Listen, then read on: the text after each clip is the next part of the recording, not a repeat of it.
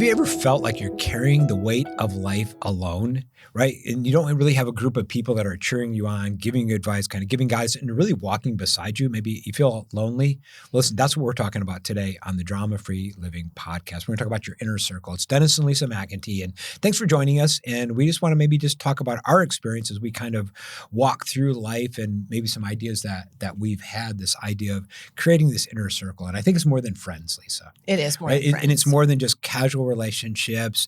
I mean, I'm thinking about specifically 3 couples that we do pal around together and we take trips with, but we also have these very intentional times where we're digging into each other's lives and they're holding us accountable and we're holding them accountable. And gosh, Lisa, it's really great to have a group of people that can know all our crap and still like us. Yeah. Right. And Yep. really, we really still feel accepted. And I think, and people a lot of times they say, well, it's lonely at the top. I only think it's lonely at the top if you've created it that way. If you don't have people around you. Yeah. And really, we've kind of created these scenarios. Now it takes work. It takes intention. It takes a lot of intentionality. Oh, yeah. And it just doesn't happen. Right. And so all of these things, I think it does take the work. But gosh, I tell you, the price is worth the payoff. Mm-hmm. It really is. And I have to say, so we have kids I think they're 32 and younger. Mm-hmm. They do so much better job than we do. They are very intentional on their relationships, and they've almost built this close group of people that they can do life with. Yeah. And I'm really excited about that because we have that coming up in our culture, that we have that. But, if you're like us and we're a little bit older than 32, yeah. We didn't have this. And we didn't learn it, right? And we didn't have learn it.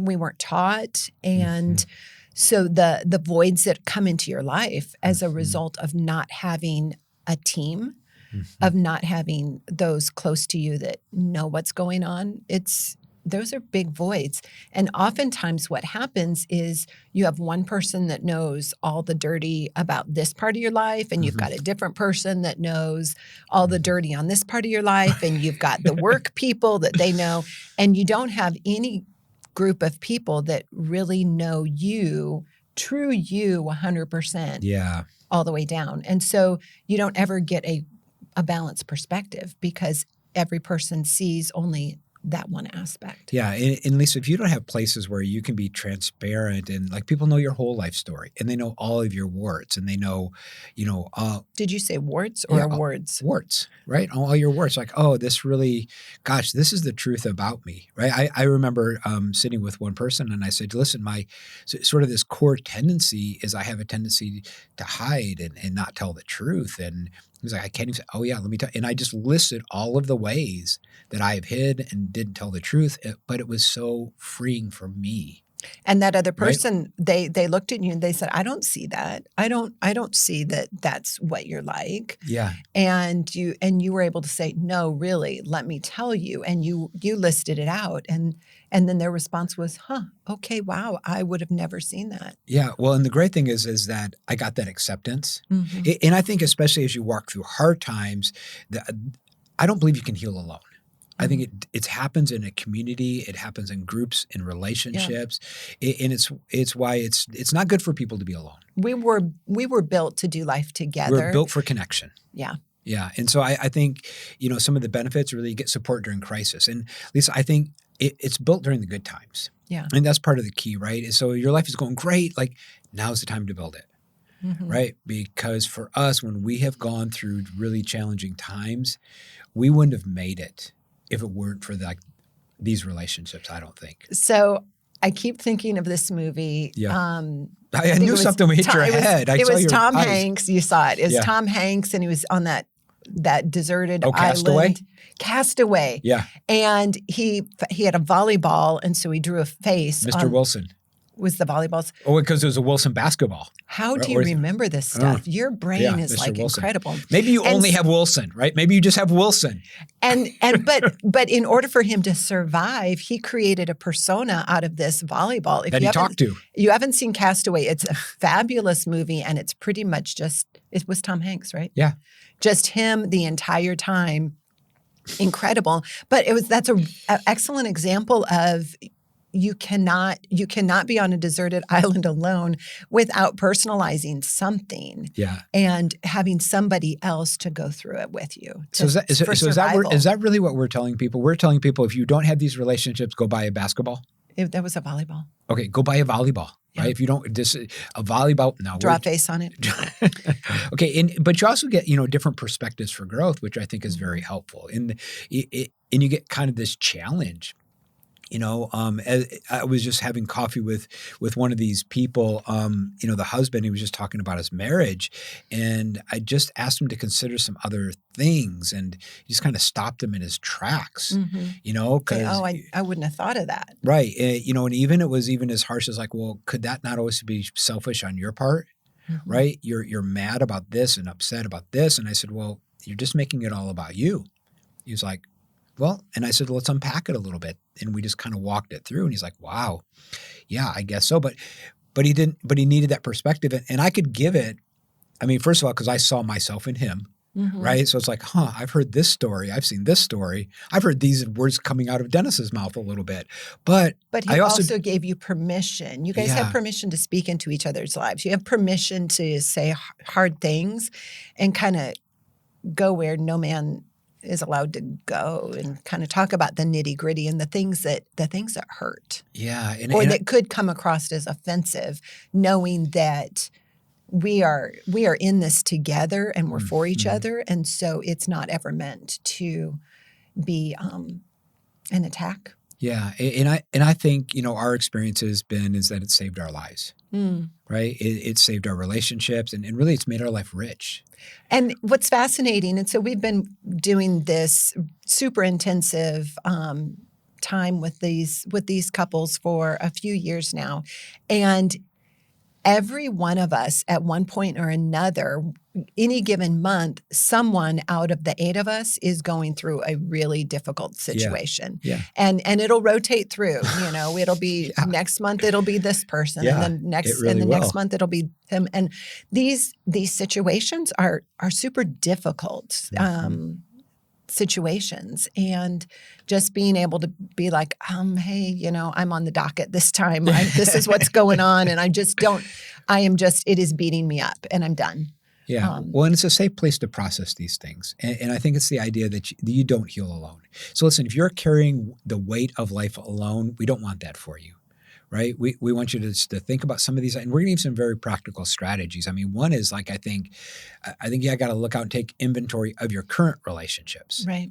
Right? Because a lot of times people say, well, I want to be in a relationship with this person. Well, you have no interest. You have no connection with them.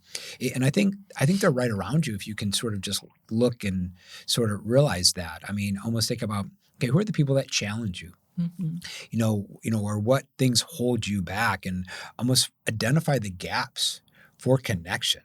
And then even like look at people and like look at their strengths and look at, what they know and, how can I make that strength a part of my life? Yeah.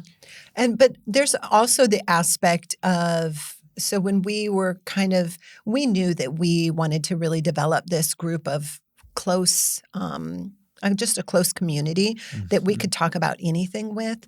And we had found a couple, and we just kind of went out to dinner with them, and we felt like, okay, how's the vibe here? How's the interaction? And then when we felt like, hey, we really like these guys and they really like us, we sat down and I can remember having a conversation with her, and I told her, I said, we've been looking for some people to really just do life deeply with. Mm-hmm. And she was like, we have been too. And so then that was like just having a conversation about it. And then we've gone out, we've done things with other couples, and, kind of gone out with other ones. And it's been like, it's just not quite right. We kind of went on a date. We Yeah. went on a date and we're like, yeah, I don't think I want a second date. They're great. They're great for just a casual relationship. Let's go out for coffee. Let's go to a Yeah. movie. And Let's we'll still do celebrate. things socially with them. We'll celebrate your birthday. Yeah. But am I going to air all of my dirty laundry with you? Probably not. Well, and I remember this one, the one particular couple, the lady, she said, well, I would never, I could never step in and share those kind of things with anybody else. And I just realized it was like, hey, not making a value judgment. I'm like, okay, that's just where you're at. It's just that's not what we're looking for, and we'll still go out and have coffee and we didn't verbalize that to them, but we just kind of let it lie and said, oh yeah, we love to have coffee. Yeah, and so really kind of taking inventory of your current relationships, right? Because I sort of think they're already there for most people if you can just see it. And then I love to kind of like think about like diversifying relationships, almost like friends, mentors, peers, like in mixed ages. Yeah. Right. I love, being around people that are younger than us, even like our kids' ages, right? We have a couple couples that are like right around like in those 30s, and because it gives us such a different perspective. And you know what? It keeps us young. Now, I can say that in this diversifying your team perspective, so we have 3 other couples that we do life with, and we're just pretty vulnerable with. But we have people outside of these 3 couples that are maybe older or younger or just different life stage, and we have brought them in to us. Just our personal circle of vulnerability, but not necessarily in this group of vulnerability. Because that group of vulnerability, that's a little different because everyone within that group has to agree. Everyone has to vote you in, basically.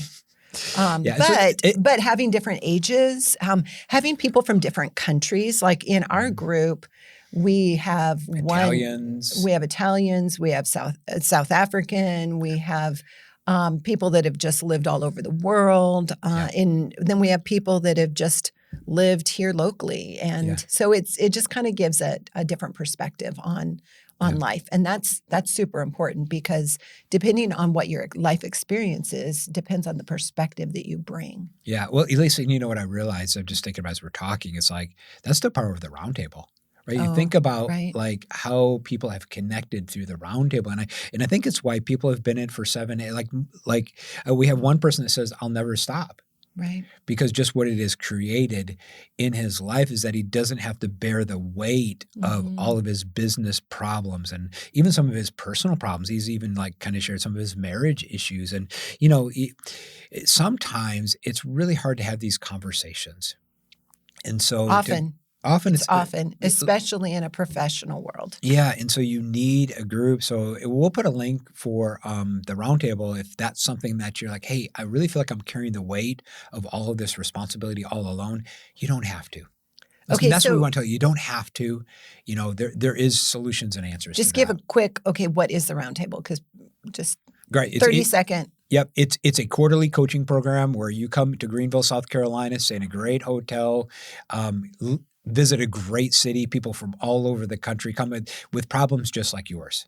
They don't want to carry it alone. They feel like they're all alone. And these are high-performing COO, CEOs, right?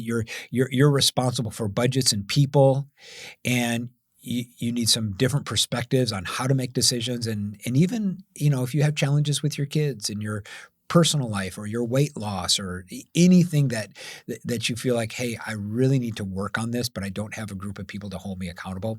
It's why we developed the roundtable. Because honestly, Lisa, it was a group that I wanted to be a part of. I thought, okay, what's missing in my life? What's missing in my business, in our business?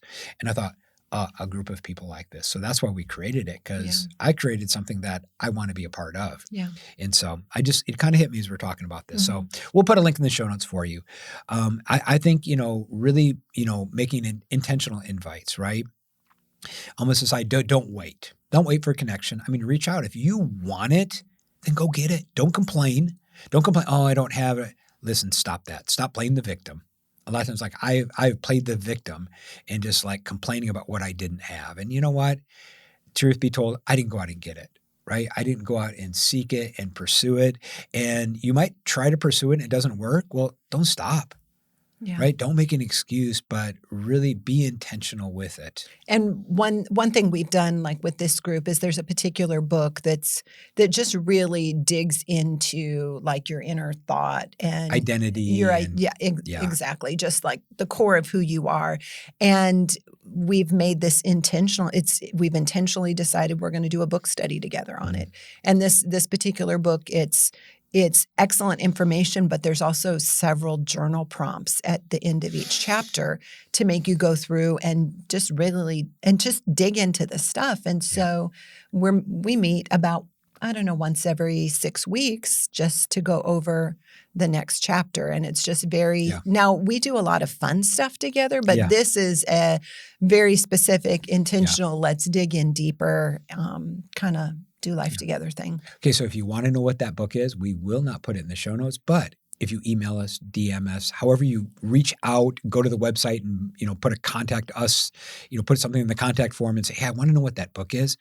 We'll let you know what the book is, but we will not put it in the show notes. So ask about it, okay? Boy, that's cryptic. It is totally cryptic. Calendarize. Right? Yeah, like I think committing to some kind of rhythm.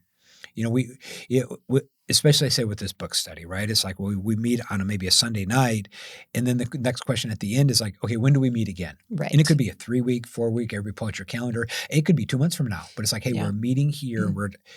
And just really kind of calendarizing this stuff. And another way we calendarize it is just a very natural cultural way is so there's 8 of us in this group and we celebrate each other's birthdays. So 8 times out of the year, we are going to get together and it's going to be a big to-do and we're going to celebrate that person. And so they're just very intentional calendarized because I've got some friends that I get together with, these ladies, and we get together and in a perfect world, we try to do once a month, but to get all of our schedules to line up, it ends up being about every 3 to 4 months that we get together. But it's always, okay, when are we going to get together next? We go for brunch and we're like, okay, when are we going to get together next at the end of that? Because otherwise, time just flies and you don't know where it's gone. And then you're like, oh, wait, I haven't seen those guys for like a year.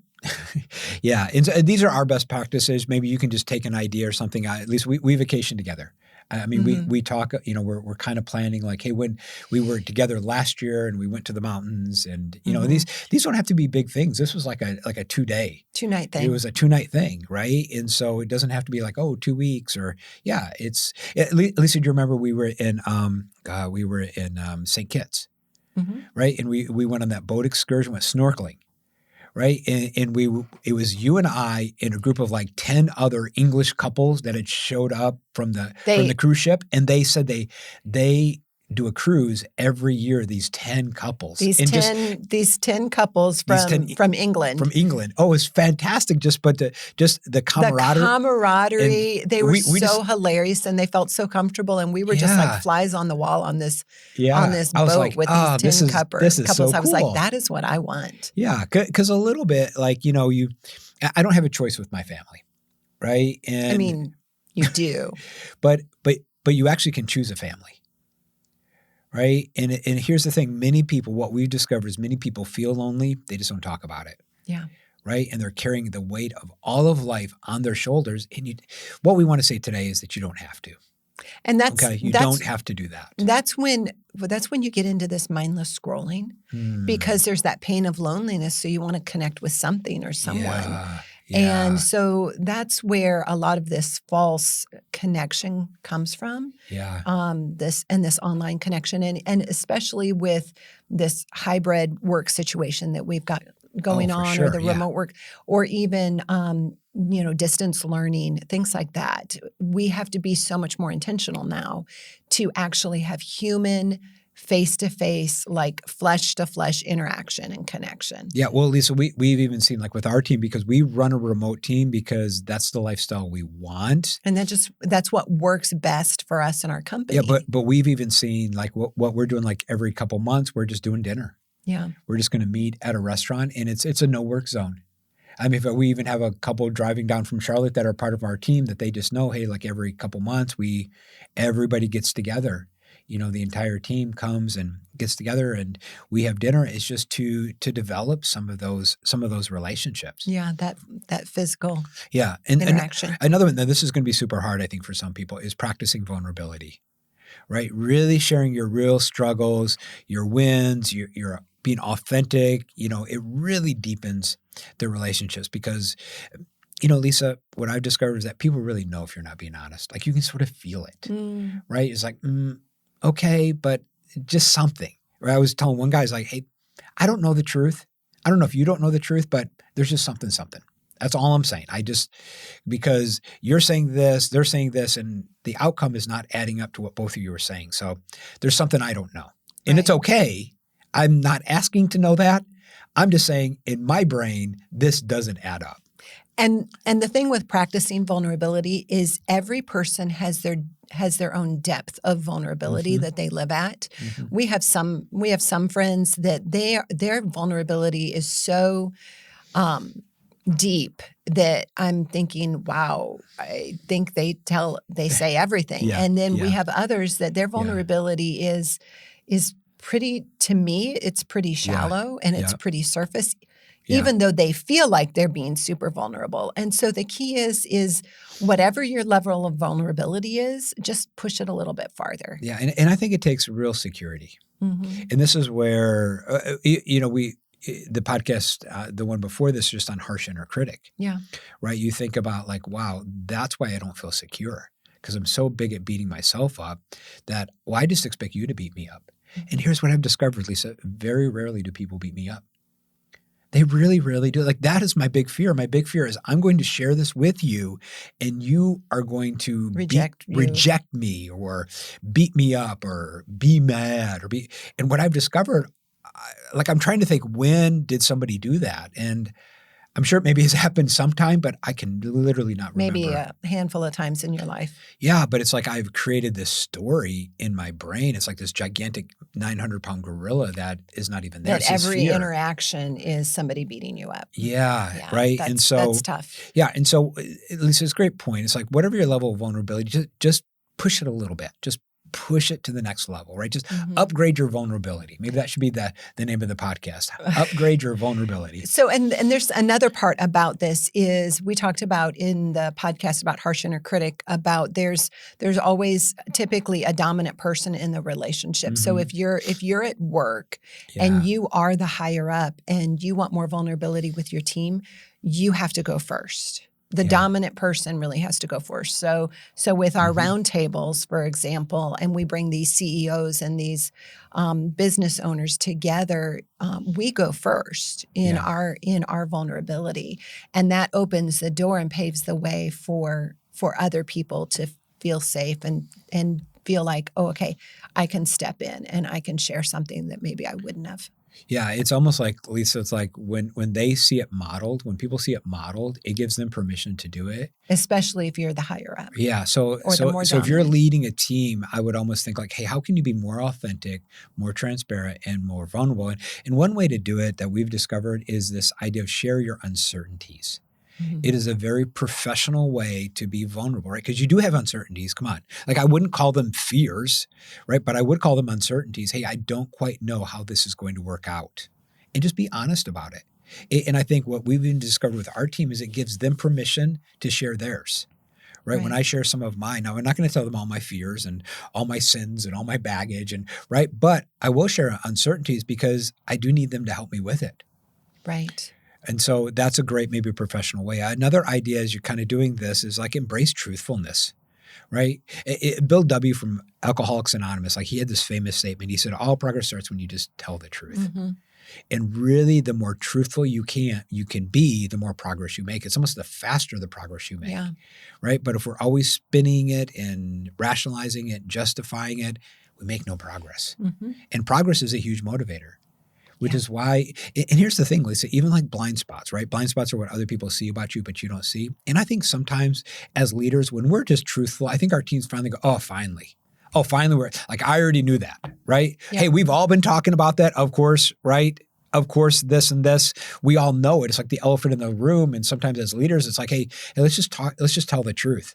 And we just say it. People go, oh, finally. Well, finally, like now we're really talking about something real. Yeah. So even on the way to do this recording Oh, today, yeah, this is great. We were talking, and before we left, so we go through and we create all of our notes, and then, I like to make it pretty because it helps me think clear, and certain things are highlighted and they're spaced out so I can think. Mm-hmm. And, then we go and, put it on our iPads to be able to work from. And Dennis said, hey, I really appreciated how you made it look good, how you made our notes look really nice and for this morning. And when he said that, I was like, I don't know. I don't know if I really feel that, if I really believe that. I'm not sure. I'm not sure that. So why is he saying that? What's he want? So then I was thinking about that and I was like, okay, what's going on here? Why did I question his veracity? Yeah, it's not really veracity, but it's his authenticity, the authenticity of the statement. And so I brought it up. I was like, hey, I've got a little something I was thinking about, and I'm not really sure how you're going to take it. And I didn't know if it's a good time. And he said, well, I feel pretty good. I feel pretty okay. It was a great contract. You contracted with me. Yeah, I contracted with him, and which we talk about in the previous podcast on the harsh inner critic. Yeah. And I contracted with him and was like, hey, is this a good time? And I gave you permission. And he gave me permission, and I brought it up and I said, when you told me that you appreciated me putting the notes in a nice format, I didn't know whether or not that was really authentic. If that was really a compliment, like you actually really liked, how I had organized them and kind of highlighted them. And the reason I don't know if that's authentic or not is in times past, you've possibly complimented me on certain things or, praised certain things because it was a way for you to get something that you want and that you actually didn't think the notes looked good, but it positioned you for your benefit. And that was kind of a hard statement. And I said, I think that's what you've done in the past. And that was a contracting with him to be able to say, yes, that is actually what I've done in the past, or no, that hasn't been my thought. But I didn't say, you have been doing this in the past. I said, it seems to me like maybe that's how it felt. Well, in what's interesting is because I think it takes a lot of security to have these conversations, and even because this is really a work. Even though we're married, it's a work conversation. It's a work conversation, right? It is just like you were having a conversation with with somebody at work, right? And here's the thing: I know that is a character defect of mine. Okay, I just know that is sort of a thing that I struggle with at times. Right? Is that I have in the past. It's not who I want to be. It's not what I want to do. But I do know it is true. In the past, I've given compliments and said things because I really wanted them to do something for me. Right. Or I wanted to get something out of it. Right. But I also had the freedom to think about it and go, okay, that was true in the past. But in this situation, it didn't even hit my head. Right. I was really grateful and really when I was looking through it and I pulled it up in Slack, I was like, wow, this is really great. And I wanted to just express that appreciation. Right. And then when I was able to share it that way and say that and clarify it, all of a sudden it changed the dynamic and you did feel the appreciation, right? And this is where, hey, we got to have these hard conversations. It's just and it's honesty, not even a hard conversation. Yeah, it's just an honest conversation. Is this what you meant? Because I'm not sure how it didn't. I wasn't quite sure how it came across. Yeah, and so listen, this is the kind of workplace that we want for you, where you can have these kind of conversations. And if you're managing people, you go first. Okay, you show them, you practice this, right, and you'll start to see it in your team.